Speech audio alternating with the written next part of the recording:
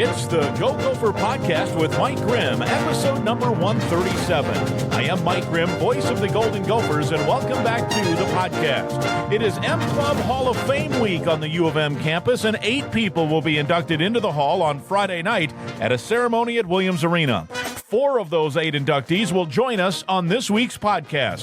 Former national championship winning Gopher hockey coach Don Lucia, former Gopher athletic director Joel Maturi, former tennis star Harsh Mankad, and former track and field All-American Nicole Chimko-Fahey. They'll all join me this week. I think you'll enjoy hearing their stories. Our Go Gopher Podcast is presented by alumni-owned Sunbelt Business Advisors and True North Mergers and Acquisitions. If you're a business founder planning to exit your business, start by contacting Sunbelt Business Advisors and True North Mergers and Acquisitions. Sunbelt serves more businesses up to $5 million in revenue than anyone, and True North M&A serves companies with revenues up to $150 million. Get a confidential, no-cost, no-obligation business valuation started today. Make the most of your life's work. Visit sunbeltminnesota.com or tnma.com today. Affinity Plus Federal Credit Union is also a big sponsor of the Go Gopher Podcast. Life math is complicated, and Affinity Plus Federal Credit Union makes it easier with a local financial expert available to help in person or virtually. Go to affinityplus.org/Go Gophers for more info.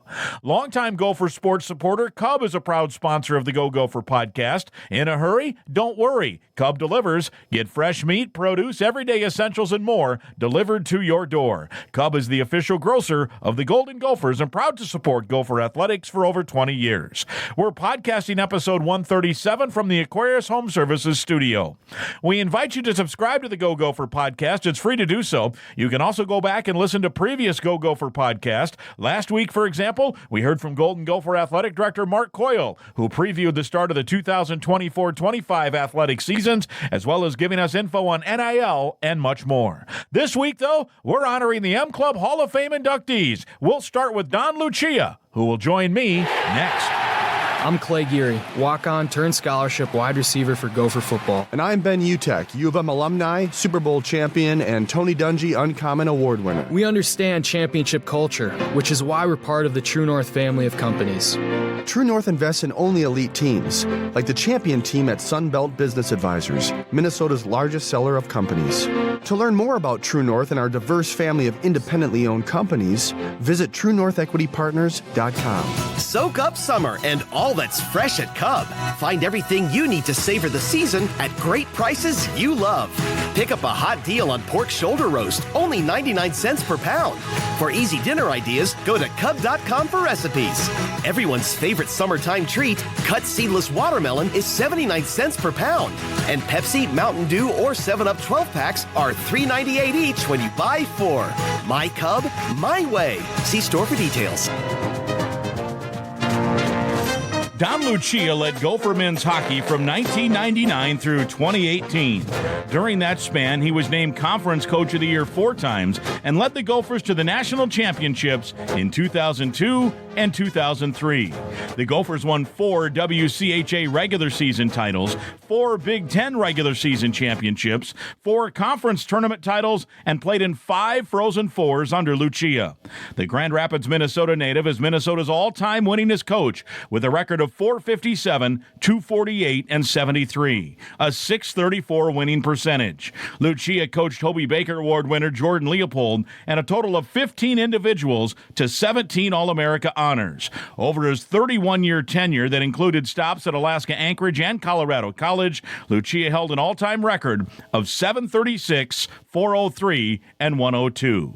You know, I think with anything, when you're a head coach, you're successful for a number of reasons, and that's the people you work with. And it's not just the assistant coaches.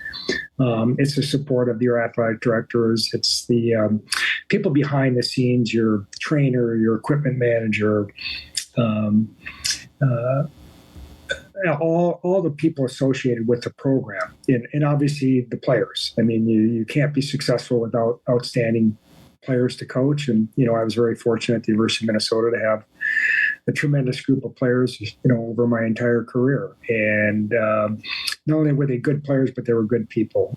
I was able to coach for 19 years. We never had any issues with NCAA or any other scandals. So we try to run a clean program. I think we did. I think we were pretty successful over the years, and it was again attributed to a lot to the people you're surrounded with.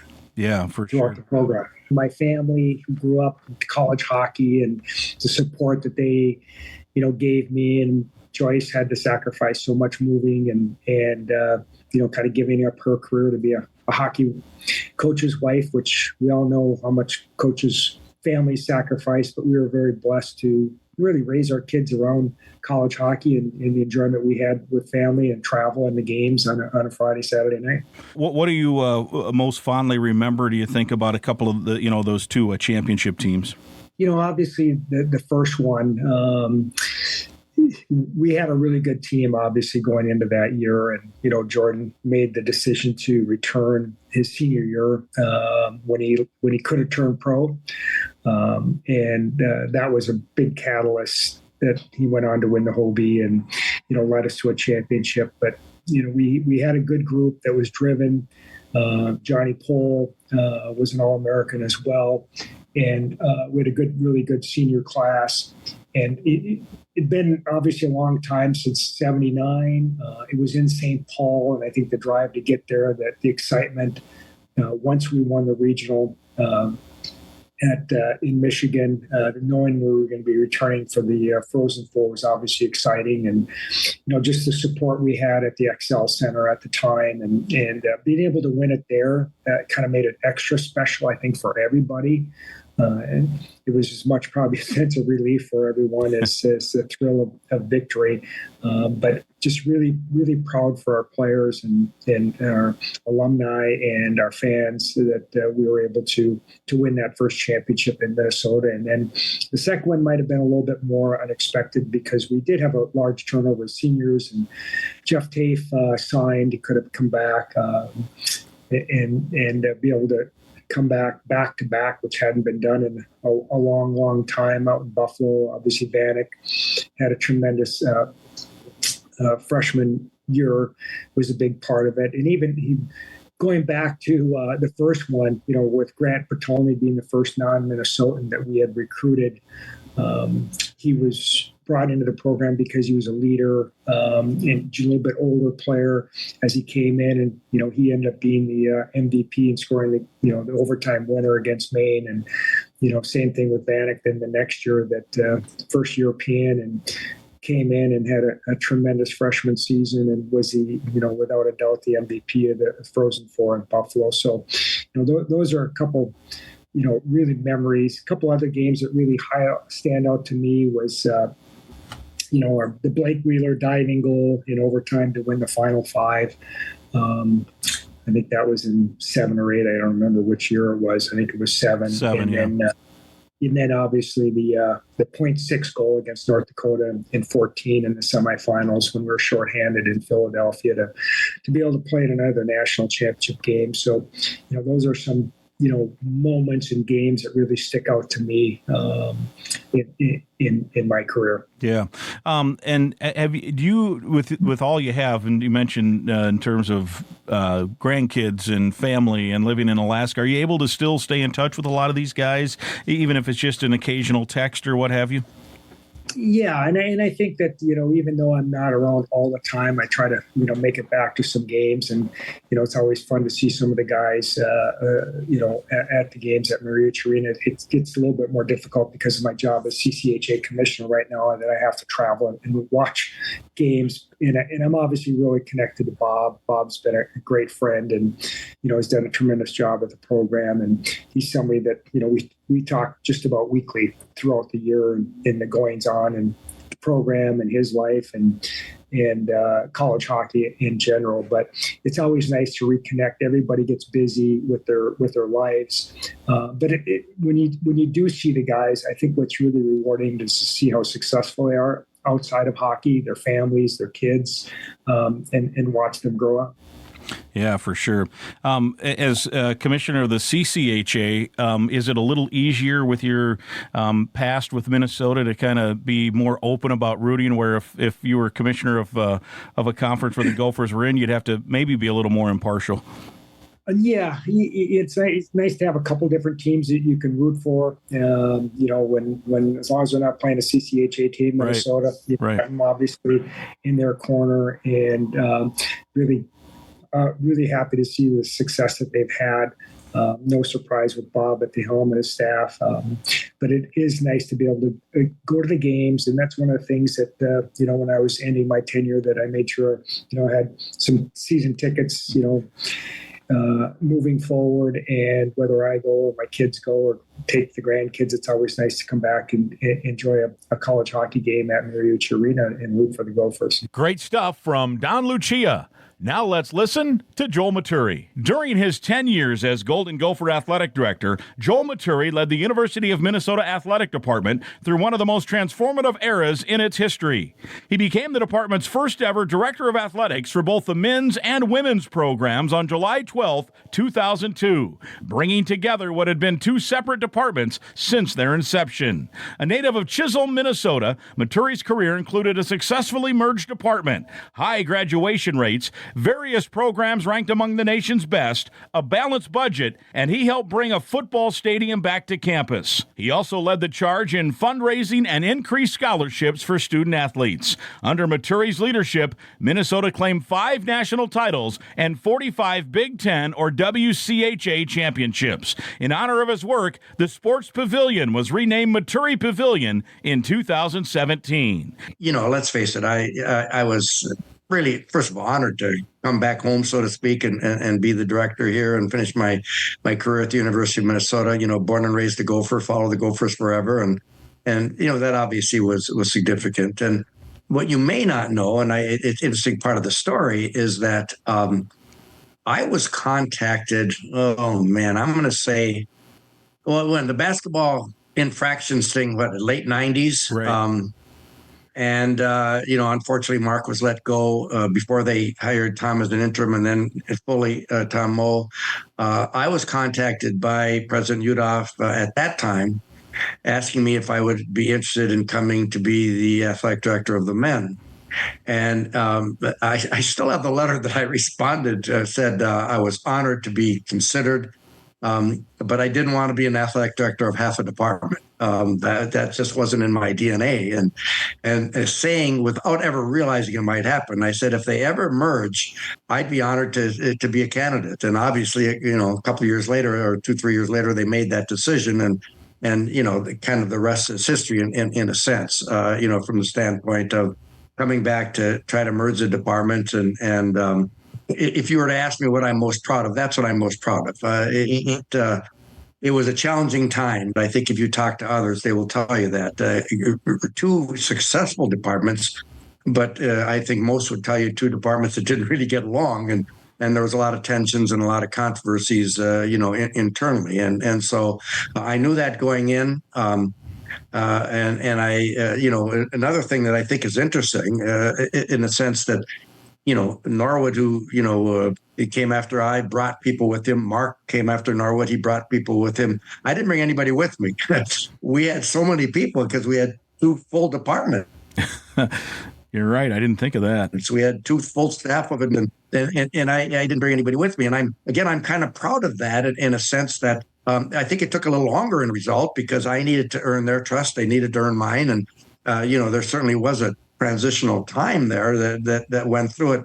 But I think the best compliment today, Mike, is that people have forgotten that we used to be 2 departments. In essence, I think because of the athletes, it happened. And they're the ones who made it happen more quickly.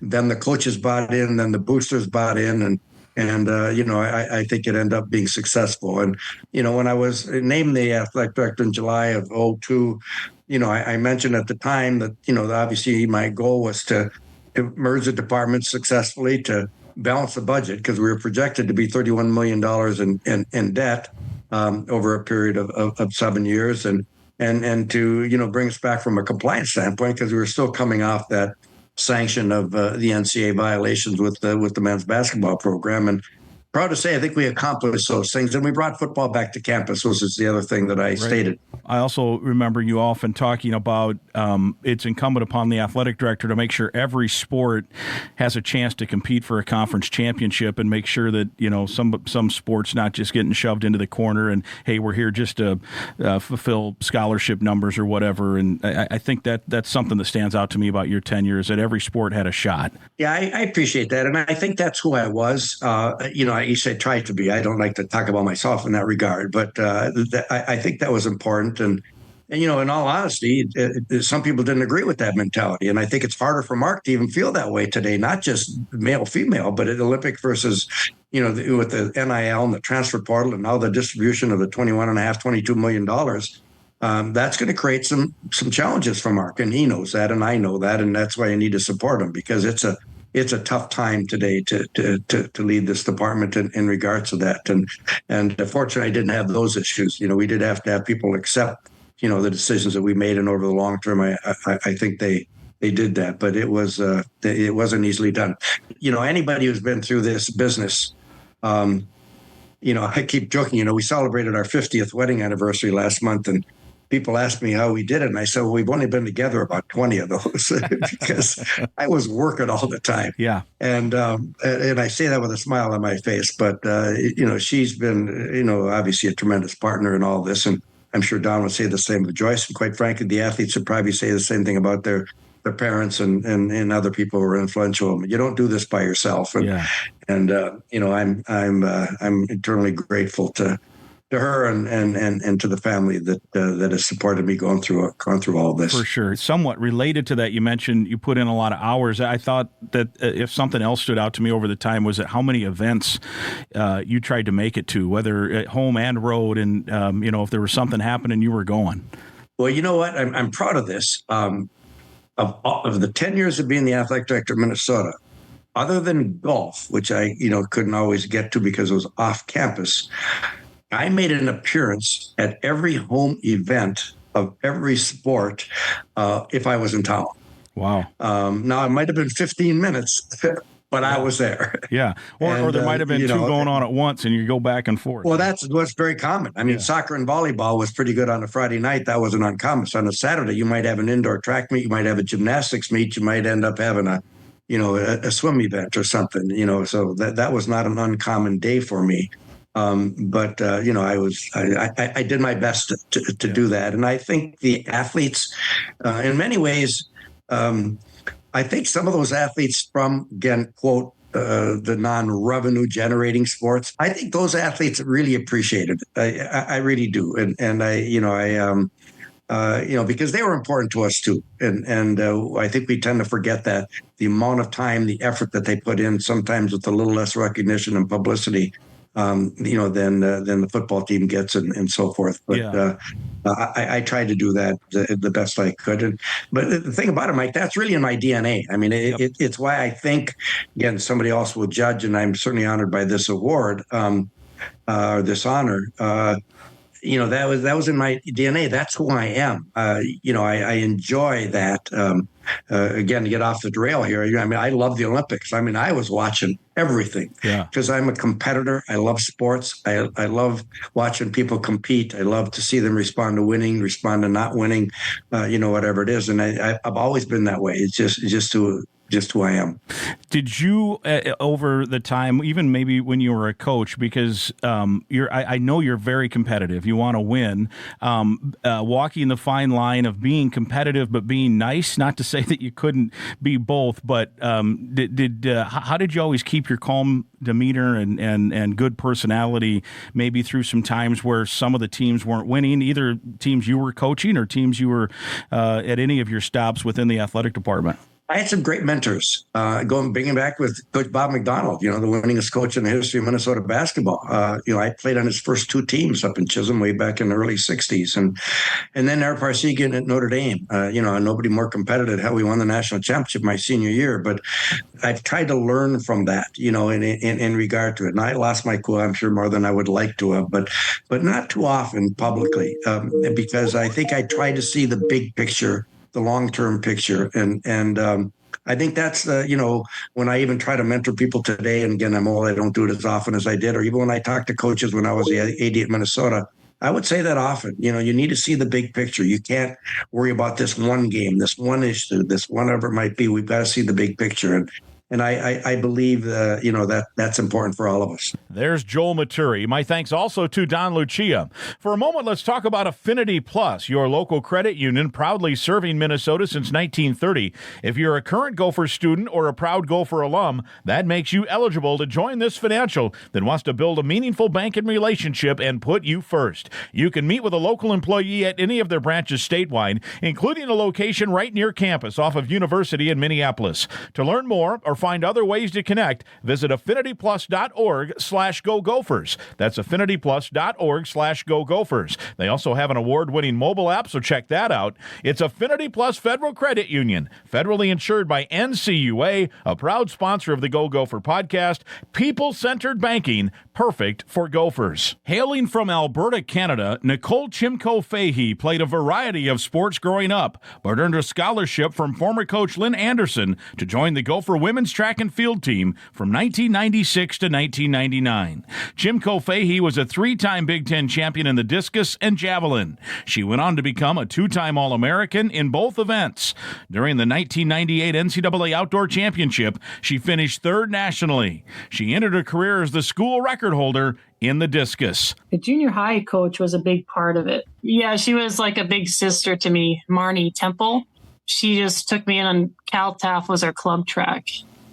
And she took me from basically a little group of kids that were supposed to kind of do general stuff. She saw that I really enjoyed the throws. So she actually took me up to the older group, I guess, when I was really young, and really kind of took me under her wing. Gotcha. So she got me really interested in shot put, discus, and javelin. And where I grew up, you could throw javelin from junior high on. When I grew up, I always wanted to make the Olympics in the hurdles. But I found out pretty quick I'm not that fast of a runner. So the speed and power was more what I could do, and she really saw that. So definitely geared me more towards the throws. What was your path to Minnesota? How did you end up choosing Minnesota from Canada? I was kind of funny because I had some invites from other schools to go see their campus and things like that. And Minnesota called me. Lynn Anderson actually called me, I think only a few days before I had to choose. And luckily I haven't signed with anybody yet. And I didn't even get to see the U of M. She just said, we have a full ride for you. If you want to come, you got to let me know by the next day. I honestly didn't even know where Minnesota was. Right. So we looked it up with the internet we had, obviously, which was dial-up or something like that. And I just decided to go out on a limb and go to the U of M, and that's history there. So yeah, and now here you are. You've stayed and set up shop here. Did you think when you got the call from Lynn Anderson that day that you would envision that not only would you come to Minnesota, you'd end up being as successful as you were, and then too ended up living here, settling here with your family? Yeah, I always my goal obviously was always like to make the Olympics like everybody. But I never did think I always thought I'd go back to Canada and train afterwards. But I didn't think I'd meet my future husband, Mark Fahey. And definitely didn't think I'd stay in Minnesota. I've been here longer than Canada now. And I didn't think I'd have 5 kids, that's for sure. Glad I have 5 kids, but it was... Yeah. Tell me about your kids. So they're great. They Alexis, my oldest, actually, who's 16, won the state champion in discus last year in grade 10. Wow. So she's doing really well. My son, Matthew, who's 15, he's big into shot put and discus also. They both are doing now summer USA track. I guess it's like club track. Yeah. And he's doing really well. He actually threw second to his father, Mark Fahey, who has the record for grade 9 discus. Oh my. They're all at yeah. So he's in football now too. They're both in wrestling also. And then my youngest 3, Willow, Faith, and Michael, they've started showing some interest in track and field. All of them throwing. We never pushed that on them. They just decided, we like throwing stuff. So we basically decided if you want to go for it, we'll show you how to do it. Sure. So Mark's the main guy. He coaches at Forest Lake, actually, for the throwers. Gotcha. And he's been really taking them under his wing. So So you've got two kind of established throwers and three emerging potential stars, it sounds like, huh? Yeah, we'll see. Whatever they want to do, we're happy with that. Yeah, that's awesome. That's pretty cool. Tell me about some of your favorite memories as a Gopher athlete. It was mostly hanging around with all the throwers because I never really was with a group of people like my size, I guess, that just love to throw stuff. And it was actually us, the throwers, that always hung out with the distance runners because we all ate the same amount of food. So that was kind of cool. Yeah, it was fun to hang out with them. And then obviously making Big Tens. I remember throwing a Big Tens. My first throw, because it looked like it was going to rain. And my first throw, I just knew I had to do it because I don't do well in the rain for throwing. And I think I threw the Big Ten record on that meet. And then I just passed the rest of the throws because the rain came. And I knew after the third throw I was good because then the rain came and everybody was kind of struggling. So that was pretty cool to win it on the first throw. Yeah, and you said that's the only throw you made? You passed on your other turns? I believe so. Yeah. I know if I didn't, may have done one more, but I just knew it felt really good. And I knew I had to get it before the rain came because I really hurt my ankle one year throwing it in the rain at UCLA. So the rain kind of intimidates me a little bit throwing in a wet circle. When you were done with Minnesota, then kind of take me through your track of, did you continue to compete then for a while and then eventually settling in Forest Lake? It was a little hard because when you compete that many years at that level and then you graduate, I always thought I'd keep going, but it was hard because life started. My husband got a job, a really good job in Maryland. So we moved out there. It kind of threw the discus around a little bit, but never really stuck to a training program. And then I'm interested in so many different things. So the amount of time spent training, I was just starting to do other things that I never really could enjoy because I was just training all the time. It was kind of nice and life happened and I could kind of pursue. I always liked EMT, police and fire. So I got to pursue those things, which was nice. And then we started having kids. And when did you move back to Minnesota? We moved back 2014, I believe. Gotcha. Great. Yeah.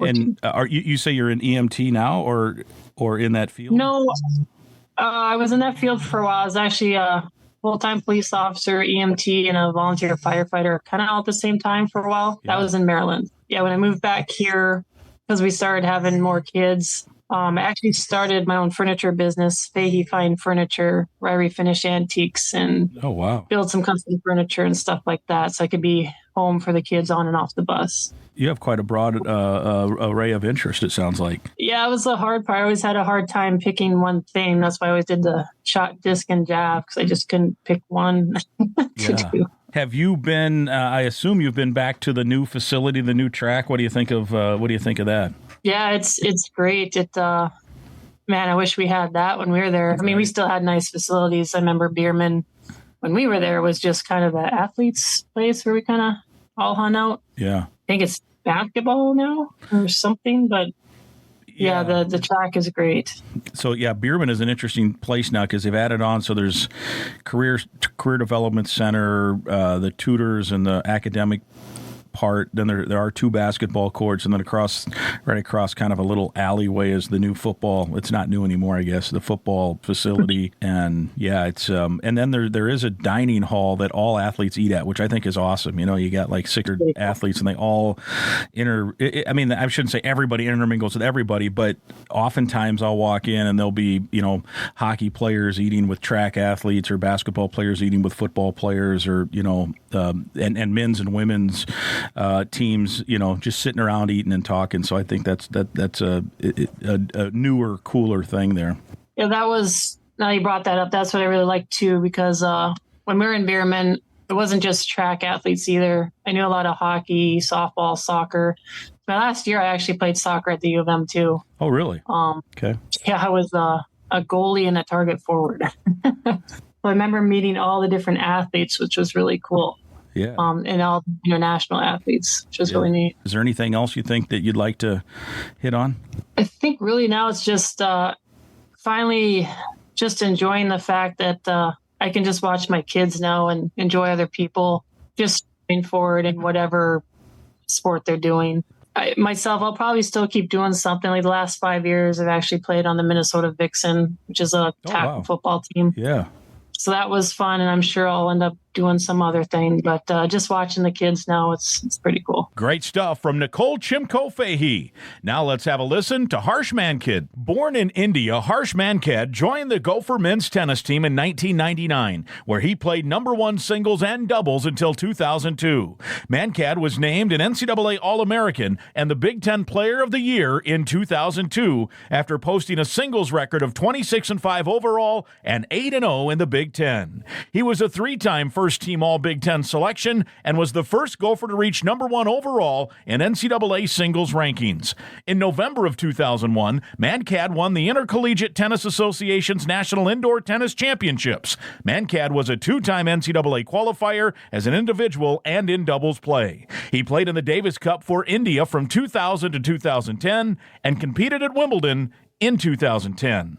My experience in Minnesota just right away was, I still remember it like yesterday. I came from Mumbai. That's where that's where I grew up and played my junior tennis in India, and I'd played internationally, but I'd never visited Minnesota. In fact, the coach had connected with me the year before. I was in California just for a brief stint at an academy, and that's how we got connected. But so I'd never been to Minnesota. I'd never met Coach David Getz. We had connected over the phone and, had several conversations. But right away when I landed, he was there at the airport, and we went straight to Interlochen Country Club, which is where he was the director of tennis in the summer. And within an hour, I was on the tennis court playing, off a flight from India. So that's just, how it was with David Getz. We got down to what mattered, playing tennis and practicing, and he loved the game. And I think that is what connected so well with me, because I was passionate about the game. I wanted to improve. And that was a big reason for me to come to the U.S. I really wanted to get better at tennis, and I had a dream of playing professionally. So I landed in a great spot. And so that's how things started off. And I thought the coaches were great. For me, it was a great fit, and they really believed in me. I think this is the one thing that really stood out. I felt from day one, there was a lot of belief in my talent, and I felt that. And that really helped me to bring the best out of myself and have a great collegiate career. This first visit you mentioned with Coach Getz, was that after you had committed, or was that on a recruiting visit that you went to Interlochen, and then at some point after that you then chose that Minnesota was the spot for you? No, I never visited. We just talked on the phone. That was when I came. That was the summer before I was starting as a freshman. So I'd never been to Minnesota, never met the coaches, just connected on the phone, had a good conversation. I knew he was a former player. The program was top 30. Happened to know one guy from Dominican Republic, Jorge Duenas, who was on the program. And Jorge and me had played in a junior ITF team, International Tennis Federation team. So I knew him from junior tennis. But yeah, that was it. I mean, I came straight to Minnesota and had a good feeling about it, and kind of things took off from there. Wow. And you still now live in Minnesota, is that right? Yeah, I do. I run tennis programs here. The name of my program is Tennicity. And so I am involved in youth tennis. We have programs through different cities in Minnesota. We do beginner tennis, and then we have intermediate advanced programs. You're trying to put together a pathway for the youth all the way from ages 5 until 17, 18. We want to develop them, and we want to grow tennis in Minnesota. In fact, I run programs at Baseline as well. So I am on campus and continue the connection with the youth. Yeah. When you were first landed, as you mentioned back, that would have been what, in 2000 or 1999 when you first? 99. In 1999. Yep. Would you have ever guessed that, this young man from India would end up setting roots here in Minnesota and staying after your career? Yeah, never. It's kind of interesting how it all worked out. But I just had a good feeling about Minnesota. It was very different from Mumbai, so I think there was some excitement there. I wanted to try something different. I mean, I got to know about the cold. I didn't know much about it, but Coach Getz said, yeah, it's cold. I asked him, I said, I heard it's very cold there. And he said, yeah, but you'll never miss a day of tennis. And so I said, okay, that sounds great. But I think it was different. And, for me, that's exciting. And I got great opportunities, training. I was playing high in the lineup right away. He believed a lot in my talent. I was a top 50 international junior. So I had played junior Wimbledon. I was a number one player from India. So I had a lot of experience coming in. But he really elevated me and pushed me and gave me that opportunity. And then from there, just freshman year starting, things really took off with the Big Ten Freshman of the Year, and I started competing at that level right away, playing against the top players, and just sort of built every year from that. What do you remember about the championship match in 2001? Yeah, so the tournament that I won, the ITA National Indoor, so it was a National Indoor Championships. It was interesting because in the regional tournament, I ended up losing in the semifinal. And only the top two qualify for the national tournament in Dallas. But there was a player from Illinois, I think Amir Delik. He either was a finalist or he won the regional tournament, and he got injured. So I got in. So it was kind of fortuitous that I got into the tournament. And then I went to Dallas as an unseeded player and ended up winning the whole tournament. I remember Coach John Pratt, who was our second assistant coach. He was with me. The two of us had gone down. And every day he had young children, and his wife would call and say, when are you coming back? And he's like, I think we're going to be back tomorrow. And I'd keep winning. And so it was sort of interesting. And we kept winning match after match.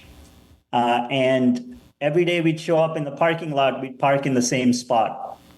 And then in the final, we came and I was playing a player from Baylor, Benjamin Becker, who went on and had a really successful professional career. But on the final day, we kind of came into the parking lot and it was crowded. All the spots were taken, but that one spot that we parked in was open. So we thought this is a good sign. That's amazing. And I ended up winning that match.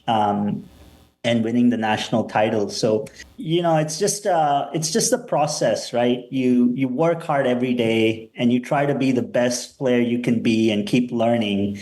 And then, good things happen. And so going into the tournament, I was just open to the opportunity and played well and, sort of ran through the tournament and won the tournament. So that was a great moment. I remember maybe it was early on, we had a team meeting and we were trying to set a goal, right? And I think it came up, okay, let's try to be top 20, which is a solid goal, right? It's an ambitious goal for Minnesota in tennis. And I said, why not number one? Right? Why not try to be the best? What is stopping us? And so I had that mentality.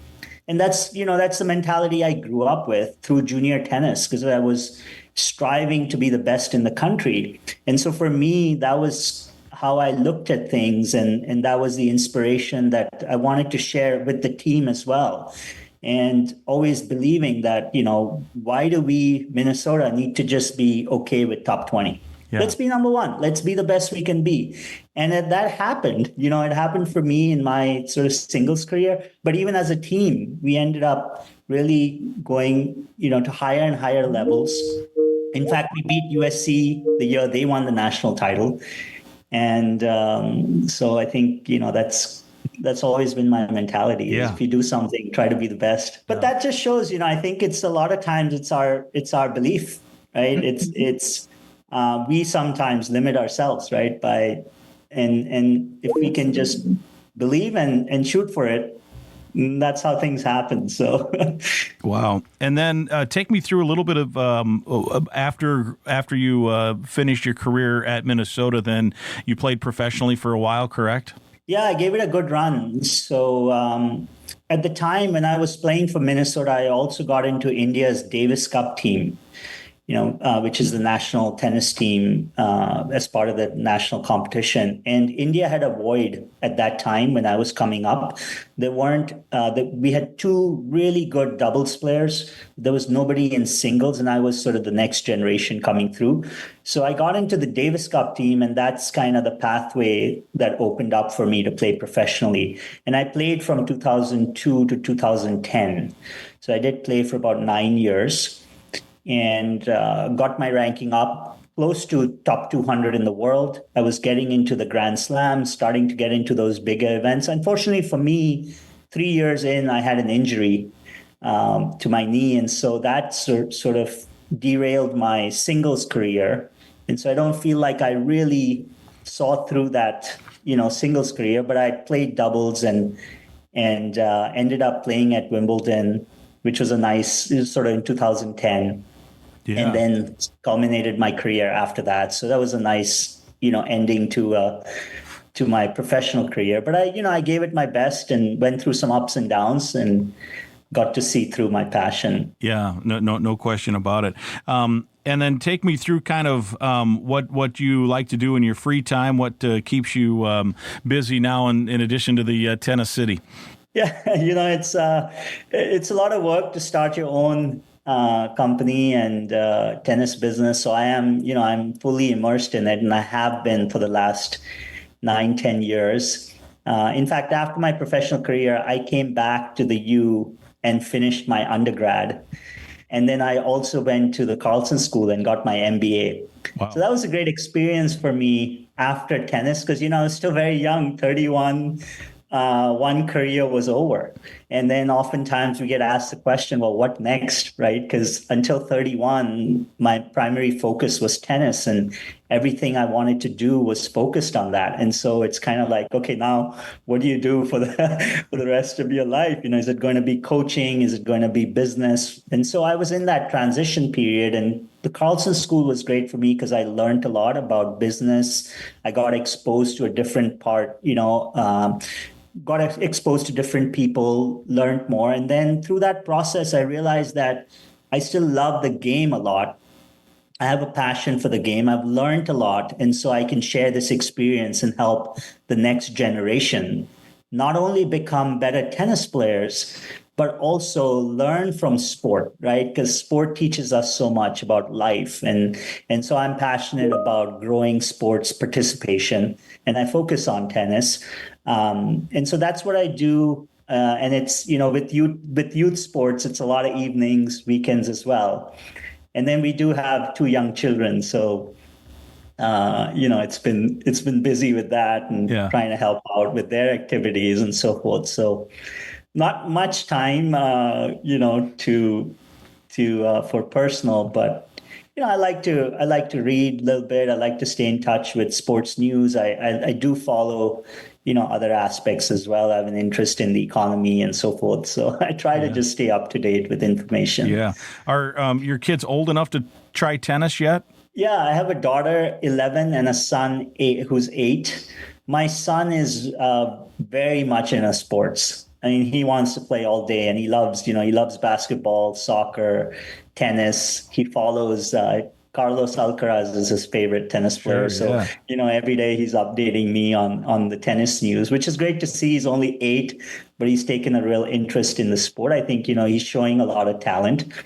And then my daughter is playing as well, tennis, and then she has other interests as well. So I'm just happy to see her involved in sport and learning the values that sport teaches. My thanks to Gopher Hall of Famer Harsh Mankad, as well as Nicole Chimko-Fahey, Joel Maturi, and Don Lucia. They, along with former Gopher football player Eric Decker, former volleyball star Tori Dixon, former women's gymnast Lori Kaiser-Sund, and former Gopher women's hockey star Amanda Kessel will all go into the M Club Hall of Fame this weekend.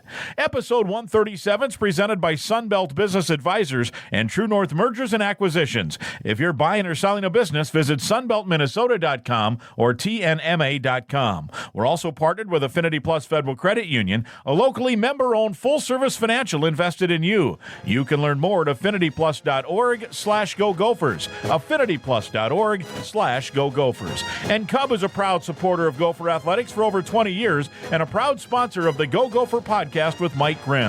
Cub, bigger savings on the items you love. Again, I'd invite you to listen to past podcasts, and please be sure to click the subscribe button right now of the Go Gopher Podcast. It's free to subscribe and free to listen at any time.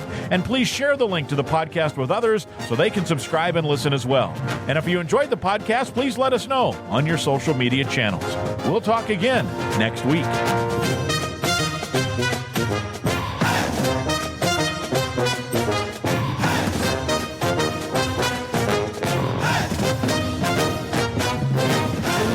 Cub milk is the freshest in town, we mean it.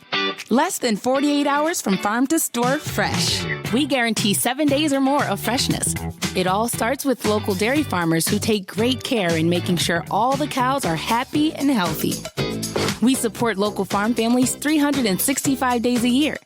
And that makes our milk even more delicious. So you always get the freshest milk and the biggest smiles.